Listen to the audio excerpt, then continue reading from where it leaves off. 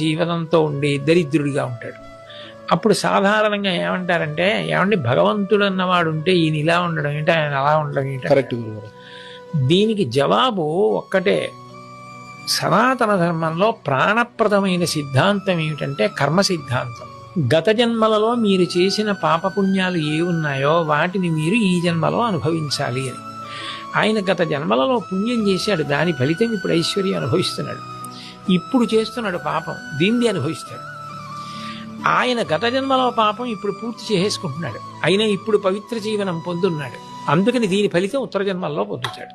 అప్పుడు ఆయనకి హెచ్చరిక, ఈయనకి భుజం మీద చెయ్యి పెట్టి అభినందించి అదే పవిత్ర మార్గంలో వెళ్ళడానికి తోడ్పాటు. పునర్జన్మ సిద్ధాంతంలో కర్మ ప్రధానమై ఉంటుంది. అది మీరు పెట్టలేదు, నేను పెట్టలేదు, అది ప్రధాన సిద్ధాంతం. అది దాని వలన పాపపుణ్యాలే